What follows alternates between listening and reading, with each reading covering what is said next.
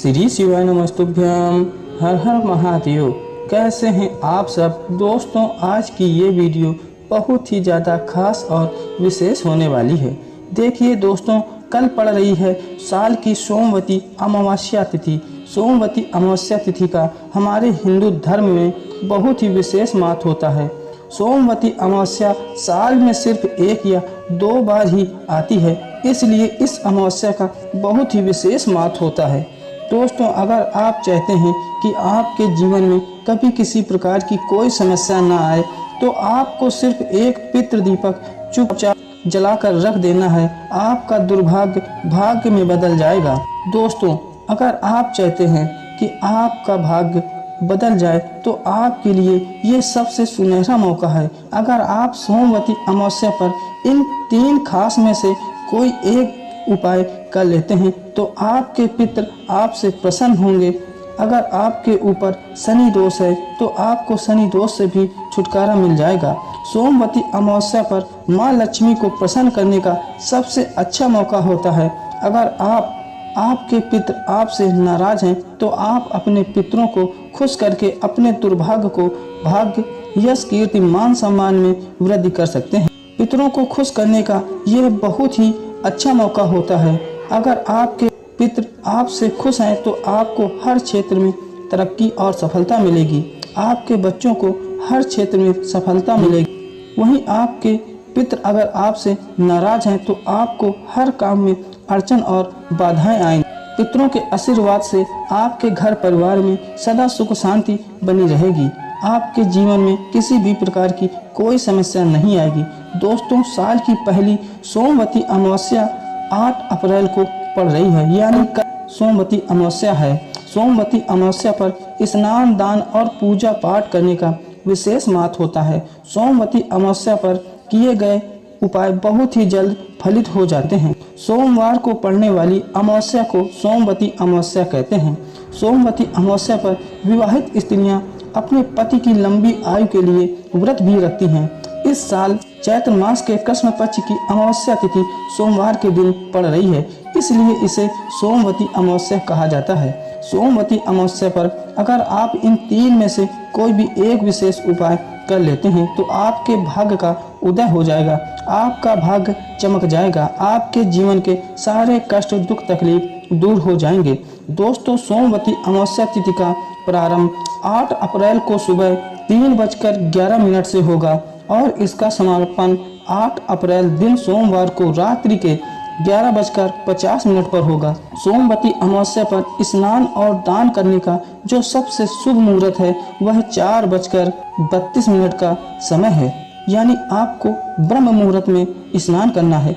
सोमवती अमावस्या के दिन प्रातः काल में स्नान करके उसके बाद अपने पितरों का स्मरण करके जल से तर्पण दें। तर्पण करने से आपके पितृ प्रसन्न होते हैं। साथ ही अगर आप काले तिल का उपयोग करते हैं, तो आपके पितृ आपसे बहुत ही जल्द प्रसन्न हो जाते हैं और प्रसन्न होकर आपको आशीर्वाद प्रदान करते हैं। उनकी कृपा से वंश वृद्धि, धन वृद्धि, सुख और समृद्धि में वृद्धि होती है। तो आज की ये वीडियो बहुत ही ज़्यादा खास और लाभकारी होने वाली है। इन उपायों को गुरु जी की ही कथा को सुनकर और समझकर ही हम आपको समझाने का पूरा प्रयास करते हैं। तो आप सभी से एक छोटी सी गुजारिश है, आप सभी वीडियो को लाइक शेयर जरूर करें। कमेंट में श्री शिवाय नमस्तुभ्यम या हर हर महादेव जरूर लिखें। महादेव की कृपा से आपके जीवन में सदा सुख शांति बनी रहेगी। दोस्तों, पहला जो ये उपाय है, ये उपाय बहुत ही खास उपाय है।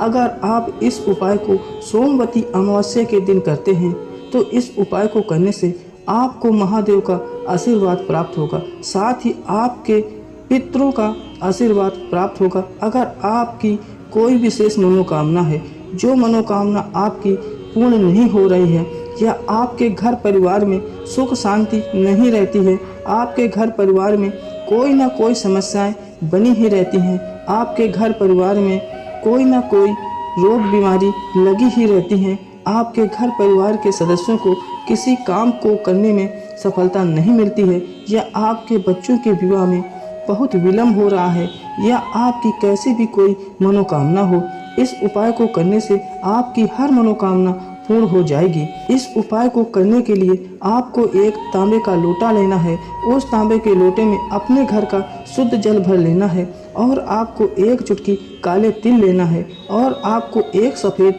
पुष्प लेना है। पुष्प आप कोई सा ले लें, बस इस बात का विशेष ध्यान रहे कि आपको सिर्फ एक सफ़ेद पुष्प लेना है और फिर एक चुटकी काले तिल उस लोटे में डाल देना है और फिर इन सभी सामग्री को लेकर आप किसी शिव मंदिर चले जाएं और अपना फेस उत्तर दिशा की ओर करके शिवलिंग के पास बैठ जाएं और फिर उस सफ़ेद पुष्प को जलाधारी के ठीक नीचे रख देना है।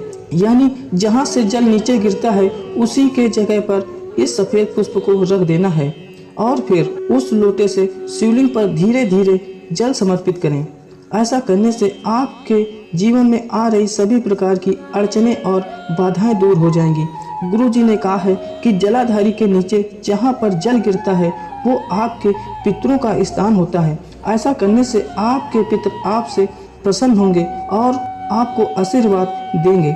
उनके आशीर्वाद से आपको सौभाग्य प्राप्ति का आशीर्वाद प्राप्त होगा। दोस्तों, दूसरा जो ये उपाय है, ये उपाय बहुत ही ज़्यादा खास उपाय है। अगर आपके घर परिवार पर आर्थिक तंगी बनी रहती है, आपके घर में धन संपदा की बहुत कमी रहती है, आपके घर में 1 रुपए आते हैं और 1.25 रुपए खर्च हो जाते हैं, या आपको कारोबार व्यापार में सफलता नहीं मिलती है, आपने बहुत उपाय करके भी देख लिया है, फिर भी आपको किसी काम को करने में सफलता नहीं प्राप्त होती है, या आपका कोई ऐसा काम है जो काफ़ी दिनों से अटका हुआ है, या आप किसी कोर्ट कचहरी के चक्कर में फंस गए हैं, आपका कोई मुकदमा चल रहा है, आप कोर्ट के चक्कर लगा लगा कर थक गए हैं, तो इस उपाय को करने से आपकी सभी प्रकार की समस्याएं दूर हो जाएंगी। इस उपाय को करने के लिए आपको एक स्टील का लोटा लेना है। उस लोटे में आपको थोड़ा सा कच्चा दूध डाल देना है और आपको उस लोटे को पूरा जल से भर लेना है और फिर उस लोटे में आपको एक चुटकी काले तिल डाल देना है और आपको एक चुटकी पिसी हुई हल्दी डाल देना है और आपको थोड़े से चावल के दाने लेने हैं। चावल के दाने कहीं से खंडित ना हो, इस बात का विशेष ध्यान रहे। और आपको एक मिट्टी का दीपक लेना है। उस मिट्टी के दीपक में आपको शुद्ध देसी घी डाल देना है और एक लंबी बाती लगा देना है और फिर इन सभी सामग्री को लेकर आप किसी बरगद वृक्ष के पास चले जाएं और फिर बरगद वृक्ष की जड़ पर उस एक लोटे दूध को वटकेश्वर महादेव का नाम लेकर समर्पित कर दें और फिर जड़ के पास थोड़े से चावल रख दें और फिर चावल के ऊपर उस दीपक को जलाकर रख दें और फिर उस दीपक में एक चुटकी हल्दी ओम नमो भगवते वासुदेवाय नमः मंत्र का स्मरण करके डाल दें। ऐसा करने से आपकी सभी प्रकार की समस्याएं दूर हो जाएंगी। दोस्तों, तीसरा जो ये उपाय है, ये उपाय बहुत ही ज़्यादा खास और लाभकारी उपाय है। अगर आपके जीवन में बहुत ज़्यादा दुख तकलीफ कष्ट बने रहते हैं, आपके घर परिवार में सुख शांति नहीं रहती है, आपके घर परिवार में गृह कलेश लड़ाई झगड़े होते ही रहते हैं, या आपके घर में कोई भी सदस्य बात बात पर गुस्सा हो जाता है, बात बात पर झगड़ा करने लगता है, आपके घर परिवार में किसी न किसी प्रकार की समस्याएं बनी ही रहती हैं, आपके घर परिवार में रोग बीमारी की समस्याएं बनी रहती हैं, या आपके घर में धन संपत्ति की कमी रहती है, या आपके घर परिवार के सदस्यों को किसी काम को करने में सफलता नहीं मिलती है, या आपके बच्चों को सफलता नहीं मिल रही है, तो गुरुदेव ने कहा है कि ऐसा जब होता है जब आपके पितर आपसे नाराज होते हैं, तो आपको किसी न किसी प्रकार की समस्याएं और अड़चनें आने लगती हैं। आपके घर परिवार में तो दर्द कष्ट तकलीफ बने रहते हैं।